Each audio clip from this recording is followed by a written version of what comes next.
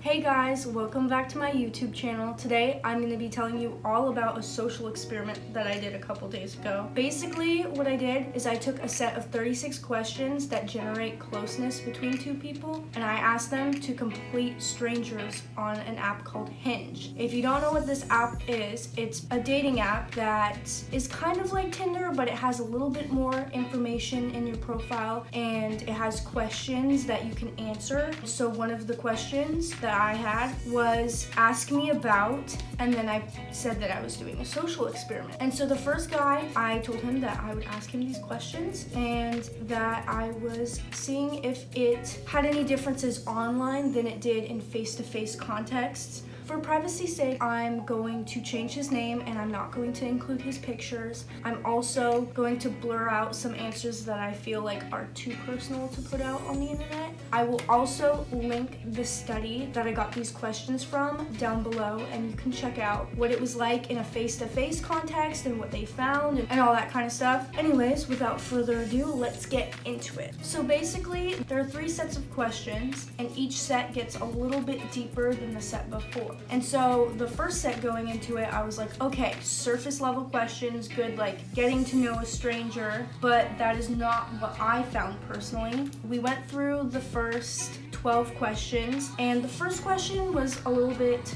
nice. It was, given the choice of anyone in the world, whom would you want as a dinner guest? That was a good like segue into it, but actually the second question was, would you like to be famous? In what way?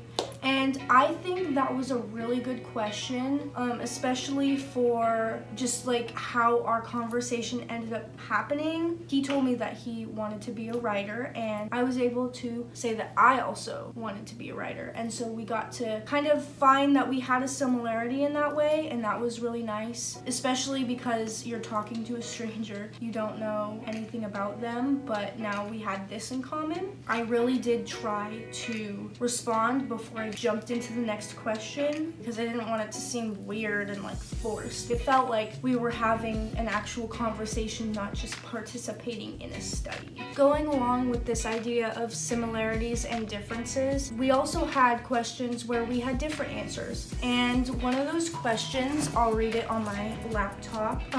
If you were able to live to the age of 90 and retain either the mind or body of a 30-year-old for the last 60 years of your life, which would you want? And when I asked this question, he gave the answer that I thought was the more popular answer, I guess. He wanted to retain the mind of a 30-year-old, and I understood this because who would want to forget things and all of the like memory problems that come with old age? But for me, I have a family history of diseases, so I kind of saw more of like things that can happen in your old age if there's something going on, and I really wanted to fight against that. So I would rather have the body of a 30-year-old because hypothetically you wouldn't have these issues. And after we both answered, we were able to kind of further discuss why we picked those answers, and we were able to respect our differences. And I thought that was really cool because typically when I'm looking to date someone, I want them to be similar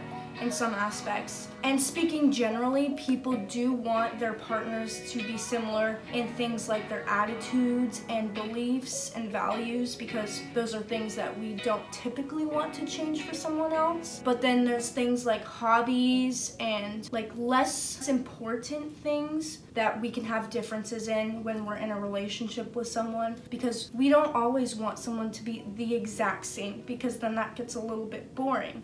So it's good to have this balance of differences and similarities, but when it comes to values, we want our values to be reflected in those that we have relationships with. So the first set of questions were kind of more about like life and preferences and like just general things about us and how we were raised. And the second set of questions were more based on like our values and what we look for in friends and relationships. And it kind of got more into like love styles and more deeper stuff that you would want to know if you were looking for like a relationship with this person. And because I found this guy on a dating app, he was obviously looking for a relationship. And then the third set of questions were more about establishing who you are as a person person and who your partner was as a person. For example, one of the things you had to do was make 3 we statements. So you're kind of establishing how you are as a person, how your partner is, and how you can be together. I thought that was really interesting. Personally, I felt like in the beginning, we gave a lot of personal information right away. I think we went into it with this idea that we were going to be telling personal information, so we got as deep as we could. And without body language cues, we weren't really able to feel this kind of nervousness about it because we were removed because we were talking online. And therefore, we gave all of our information to each other right away really fast. As we went through the questions, some of them got a little bit repetitive because we weren't holding back at all the whole time. At least from my perspective, that's how I went into this. I think if it were a face-to-face experience, I might have been a little nervous, so maybe I would have forgotten a part of me that I might have remembered later, and like getting deeper and pulling back these different layers of myself. I just went straight to the core.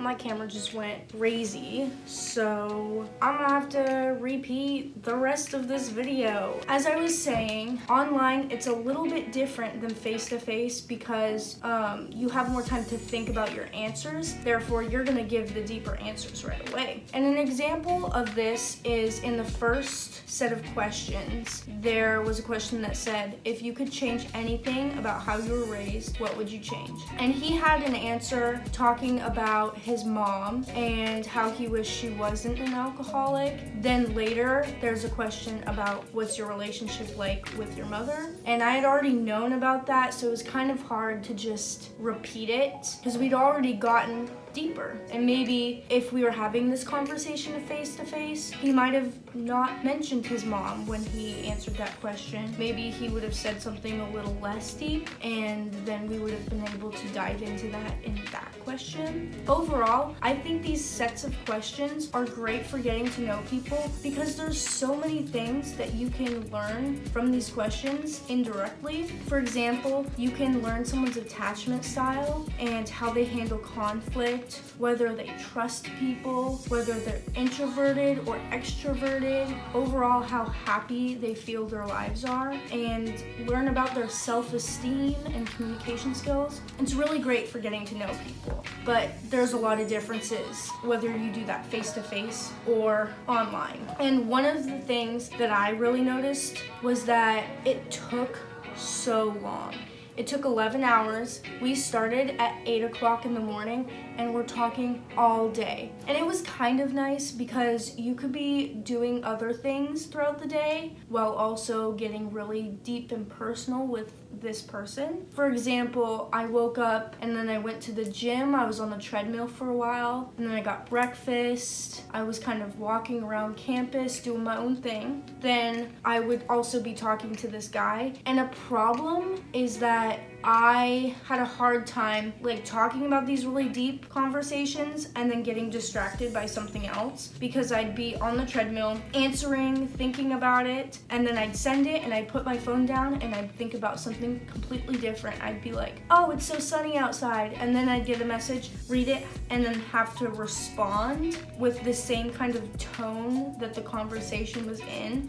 So if I had just sent a really sad message, maybe I happened to feel happy in between the time that I sent the message and got a response. And so I'd kind of have to like step back and be like, no, this conversation's serious. And another interesting aspect of this social experiment that I did was that I'm usually very skeptical about meeting people on the internet. I don't do it very often. When I talk to people, it usually doesn't go anywhere. However, he asked me if I would be comfortable meeting him after all of this, and I was thinking about it, and I honestly think I would be okay meeting him because I don't feel like he's lying about who he is. I don't think he's dangerous by any means. Most of his answers fit this person that I expect him to be, and I would be a little shocked if he was different than how he communicated to me that he was. I do think his whole personality just fits. I think he was being honest the whole time, therefore I would be comfortable meeting him. But when it comes to using these questions, if you're intending to find someone to date, I wouldn't say that these questions make you fall in love like other articles have been saying that these questions can do that. I think these questions do make you feel closer and feel like you do have a personal connection with that person, but I don't think they make you fall in love with someone. I think love is a very big word, and there's a lot of things that go into why you love someone, and just having this personal close connection isn't the only thing. You have to be attracted to other parts of the person too. I would definitely need to meet him in person to actually tell if I was attracted, but I am attracted to his personality. I think he's a really cool guy, and I would love to get to know him a little bit more.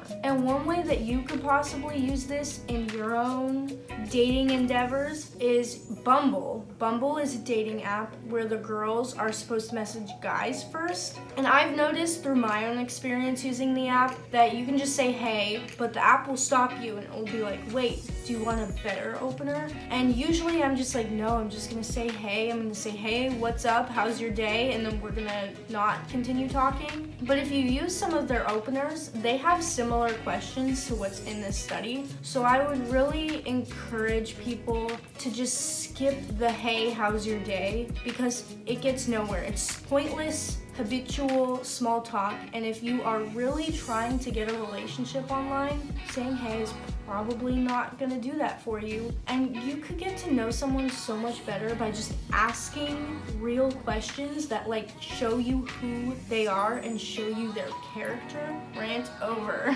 In fact, studies have shown that lying is less common in close relationships, so maybe that explains why I'd be more comfortable meeting him than other people, because these questions made me feel like I have a close relationship with him. Thanks for watching this video, you guys. I had a great time making it and an even greater time doing this experiment. Shout out to my friend. I'm gonna call you John, but you know who you are because you're probably gonna watch this video too. Be sure to like and subscribe, and I'll see you next time.